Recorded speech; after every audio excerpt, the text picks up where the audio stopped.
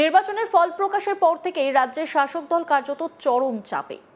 একের পর এক প্রশ্ন, সংগঠনের ভিতরে অসন্তোষ, নেতৃত্বের ভূমিকা নিয়ে জল্পনা, সব মিলিয়ে রাজনৈতিক আবহ যখন তপ্ত, ঠিক তখনই নতুন করে বিতর্কের কেন্দ্রবিন্দুতে উঠে এলেন অভিষেক ব্যানার্জি। দলের অস্তিত্বের লড়াইয়ের মুহূর্তে চার্টার্ড বিমানে তার দিল্লি সফর ঘিরে শুরু হয়েছে জোর রাজনৈতিক তরজা। বিজেপি তো বটেই, দলের অন্দরেও উঠতে শুরু করেছে প্রশ্ন, সংকটের সময় এই সফর কি প্রয়োজন ছিল, নাকি এটি সাধারণ কর্মীদের কাছে ভুল বার্তা পৌঁছে দিচ্ছে? শুক্রবার কলকাতা থেকে চার্টার্ড বিমানে দিল্লির উদ্দেশ্যে রওনা দেন ডায়মন্ড হারবারের তৃণমূল সাংসদ অভিষেক ব্যানার্জি।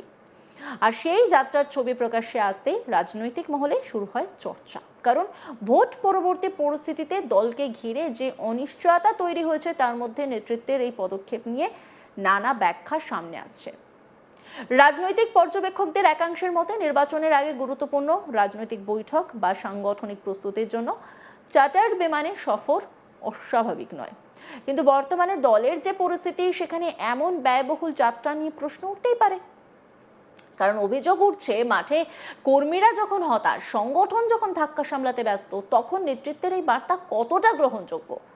এই ইস্যুতে সবচেয়ে তীব্র আক্রমণ শানিয়েছেন তৃণমূলের বহিষ্কৃত নেতা তথা বিরোধী দলনেতা ঋতব্রত ব্যানার্জি।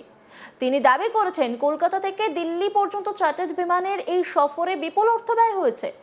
তার অভিযোগ, এই খরচ দলের তহবিল থেকেই বহন করা হয়েছে, যদিও এই দাবির কোনো স্বাধীন প্রমাণ এখনো সামনে আসেনি। ঋতব্রত ব্যানার্জির বক্তব্য যে দল নিজেকে তৃণমূল স্তরের মানুষের দল বলে দাবি করে, সেই দলের নেতার এমন বিলাসবহুল সফর সাধারণ কর্মীদের কাছে প্রশ্নের জন্ম দেবে। তিনি কটাক্ষ করে বলেন, পরিশ্রমের পুরস্কার হিসেবে চার্টার্ড বিমানে চড়ার যুক্তি তিনি কখনো শোনেননি। তার দাবি, দীর্ঘদিন জনসমক্ষে সক্রিয় না থাকার পর এই সফরকে ঘিরে যে ব্যাখ্যা দেওয়া হচ্ছে, তা আরো হাস্যকর। কি বলছেন তিনি, শোনাবো আপনাদের।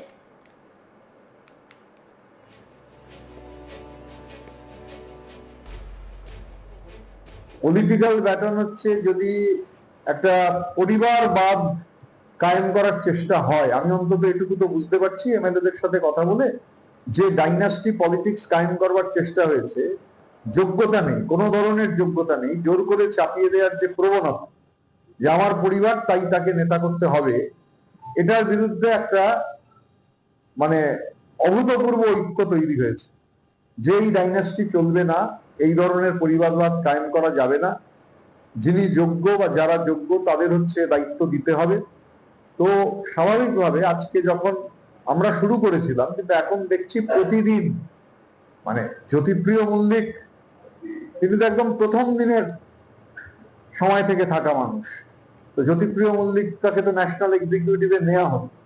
তো ন্যাশনাল এক্সিকিউটিভে নেওয়ার পর জ্যোতিপ্রিয় মল্লিক যখন আজকে পদত্যাগ করেছেন, তো ডেফিনেটলি তার কোনো কারণ রয়েছে। এবং এই যে বললাম যে কলকাতা থেকে ঢেকিতে চেপে মানে চার্টার্ড ফ্লাইটে চেপে যাচ্ছেন আর কি, 4 কোটি টাকা, মানে এই অ্যামাউন্ট ইজ ভেরি ক্লিয়ার, এটা পার্টির টাকা। মানে এদিকে বলছে গ্রাসরুট পার্টি, তৃণমূল স্তরের পার্টি। আমি সংবাদ মাধ্যমে দেখছিলাম যে বলা হচ্ছে যে এটাও তো বুঝতে হবে ও এত পরিশ্রম করেছে। আরে পরিশ্রম করলে ঠান্ডা ঘরে বিশ্রাম নেই, ঠান্ডা ঘরেই তো বিশ্রাম নিচ্ছিল, 26 দিন বেরোয়নি। পরিশ্রম করেছে বলে চার্টার্ড ফ্লাইটে চাপতে হবে, এরকম অদ্ভুত কথা জীবনে কোনোদিন শুনিনি, কাগজে যা পড়লাম। মানে বুঝতে পারছিলাম না যে পরিশ্রম করেছে, পরিশ্রম করলে কোথাও বেড়াতে যাবে, কোথাও বিশ্রাম নেবে, ওই যে পরিশ্রম করেছে তাই চার্টার্ড ফ্লাইটে চাপতে হবে, এরকম হাস্যকর কথা জীবনে শুনিনি। অন্যদিকে শুধু ঋতব্রত নয়, দলের খরচে চার্টার্ড ফ্লাইটে অভিষেক দিল্লি গেল। তিনি কোনো মতেই সমর্থন করেন না বলে সাফ জানিয়েছেন কুণাল ঘোষও। তার স্পষ্ট বক্তব্য, যাত্রীবাহী সাধারণ বিমান, চার্টার্ড ফ্লাইট কিংবা বিশেষ বিমানে অভিষেক বন্দ্যোপাধ্যায় দিল্লি গিয়েছেন কিনা আমি বলতে পারবো না, এই বিষয়ে কথা বলার কেউ নই। কিন্তু পার্টির খরচা করে কেউ যদি বিমান ভাড়া করে আর তারপরে সেখানে যায়, তাহলে আমি সেটাকে কোনো মতেই সমর্থন করছি না। কি বলছেন কুণাল ঘোষ, শোনাবো আপনাদের। অভিষেক বন্দ্যোপাধ্যায় কোন ফ্লাইটে গেছেন, সেটা যাত্রীবাহী সাধারণ বিমান না চার্টার বিমান বা কোনো বিশেষ বিমান, আমি বলতে পারবো না। এখন এই বিষয়ে আমি কথা বলার কেউ নই। কিন্তু পার্টির খরচা করে যদি কেউ বিমান ভাড়া করে গিয়ে থাকে, তাহলে আমি কোনো মতে সেটা সমর্থন করছি। এত বিমান আছে রুটে, আমি জানি না অভিষেক বন্দ্যোপাধ্যায় শিডিউল যে কোনো নর্মাল এয়ারলাইন্সের যে ফ্লাইট তাতে গেছেন কিনা, যদি তাতে গিয়ে থাকেন তার মধ্যে কারোর নাক গলাবার কোনো অধিকার নেই। আবার অনেক অন্য কেউ দিল্লি যাচ্ছিল কোনো চার্টার ফ্লাইটে পরিচিত, তিনি বললেন সঙ্গে যেতে, তাতেও তার কোনো অপরাধ নেই। কেউ চেনা তার বিমান ব্যবহার করতে দিয়েছে, তাতেও কোনো নেই।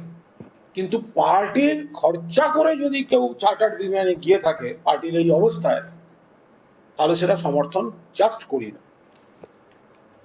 কটাক্ষের জবাব দিয়েছেন অভিষেক। তিনি বলেন, যারা বলছেন আমি কিসে আসছি কিসে যাচ্ছি কোথায় নামছি, তারা যদি লিখিত দিয়ে দেয় অভিষেক ব্যানার্জি ইকোনমিক্স ক্লাসে যাবে। আমার লিগ্যাল ওপিনিয়ন নিয়ে এটা করা। কুণাল ঘোষ আমার সহকর্মী, সে যদি আমার বিরুদ্ধে বলে আমি তার বিরুদ্ধে বলবো না। কি বলেছেন অভিষেক ব্যানার্জি শুনবো। যারা বলছেন আমি কিসে আসছি কিসে যাচ্ছি কোত্থেকে নামছি, তারা যদি লিখিত দিয়ে দেয় অভিষেক বন্দ্যোপাধ্যায় ইকোনমি ক্লাস যাবে, আমার পাশের সিটে যদি কেউ বসে, যেটা আমার সাথে অনেকবার হয়েছে, আমার লিগ্যাল ওপিনিয়ন নিয়ে এটা করা। কুণাল ঘোষ আমার সহকর্মী, সে যদি আমার বিরুদ্ধে বলে আমি তার বিরুদ্ধে বলবো না। দলের একাংশের মতে একজন সর্বভারতীয় স্তরের নেতার বিভিন্ন রাজনৈতিক ও সাংগঠনিক দায়িত্ব থাকে, সেই কারণেই সময় বাঁচাতে চার্টার্ড বিমানের ব্যবহার করা হয়ে থাকতে পারে। যদিও বিদ্রোহী শিবিরের নেতারা সেই যুক্তি মানতে নারাজ। সব মিলিয়ে অভিষেক ব্যানার্জি দিল্লি সফর এখন শুধুমাত্র একটি যাত্রা নয়, বরং তার রাজনৈতিক বার্তা, সাংগঠনিক সংকট এবং নেতৃত্বের ভাবমূর্তিকে ঘিরে বড় বিতর্কে পরিণত হয়েছে। দলের ভবিষ্যৎ রূপরেখা নিয়ে যখন নানা প্রশ্ন উঠছে, তখনই চার্টার্ড সফরকে কেন্দ্র করে রাজনৈতিক চাপানোতর আরও বাড়বে বলেই মনে করছে রাজনৈতিক মহল। বৃহস্পতিবার বিধাননগর সাইবার ক্রাইম শাখায় একটি লিখিত অভিযোগ জমা দিয়েছেন ঋতব্রত ব্যানার্জি, অনুগামী 10 জন বিধায়ক। সূত্রের খবর, অভিযোগপত্রে তৃণমূলের 3টি নির্দিষ্ট ব্যাংক অ্যাকাউন্ট উল্লেখ করা হয়েছে। বিদ্রোহী শিবিরের দাবি, বর্তমান রাজনৈতিক পরিস্থিতি ওই ব্যাংক অ্যাকাউন্টগুলিতে বেআইনি উপায়ে অর্থ লেনদেন হওয়ার প্রবল সম্ভাবনা রয়েছে। তাই তদন্ত শেষ না হওয়া পর্যন্ত অ্যাকাউন্টগুলিতে সমস্ত ধরনের লেনদেন বন্ধ রাখার আবেদন জানানো হয় পুলিশের কাছে। শুধু ভবিষ্যতের আশঙ্কাই নয়, বিদ্রোহী গোষ্ঠীর অভিযোগ আরও গুরুতর। তাদের দাবি, ইতিমধ্যেই ওই অ্যাকাউন্টগুলির মাধ্যমে কিছু গোপন এবং বেআইনি আর্থিক লেনদেন হয়ে থাকতে পারে। সেই কারণে সংশ্লিষ্ট অর্থের উৎস, গন্তব্য এবং লেনদেনের প্রকৃতি খতিয়ে দেখার জন্য তদন্তের দাবি তুলেছেন তারা। বিদ্রোহী বিধায়কদের বক্তব্য, দলের বর্তমান পরিস্থিতিতে এই অ্যাকাউন্টগুলি সন্দেহের ঊর্ধ্বে নয় এবং স্বচ্ছতার স্বার্থে অবিলম্বে পদক্ষেপ প্রয়োজন। সই জাল কাণ্ড প্রসঙ্গে ঋতব্রত ব্যানার্জি বলেন, এই বিষয়ে যে তদন্ত চলছে তাতে আমাকেও জিজ্ঞাসাবাদ করা হয়েছে, তবে যেহেতু তদন্ত চলছে তাতে করে এই বিষয়ে কিছু বলবেন না বলেও সাফ জানিয়েছেন তিনি। কি বলেছেন তিনি শুনবো। দেখুন, সইজাল কাণ্ড নিয়ে যে তদন্ত চলছে আমি তার অন্তর্ভুক্ত। আমারও ইন্টারোগেশন হয়েছে, আমারও এক্সামিনেশন হয়েছে। স্বাভাবিকভাবে সইজাল কাণ্ডের যে তদন্ত চলছে, আমি যেহেতু তদন্তের আওতাধীন, আমি এবং সন্দীপন আমাদের একই দিনে ইন্টারোগেশন হয়েছিল, এক্সামিনেশন হয়েছিল, আমি এ নিয়ে কোনো কথা বলতে পারবো না। অন্যান্য খবরে আপডেটের জন্য অবশ্যই নজর রাখুন আজ তাক বাংলার ইউটিউব স্ট্রিমিংয়ে। লাইক, কমেন্ট, শেয়ার এবং সাবস্ক্রাইব করতে ভুলবেন না।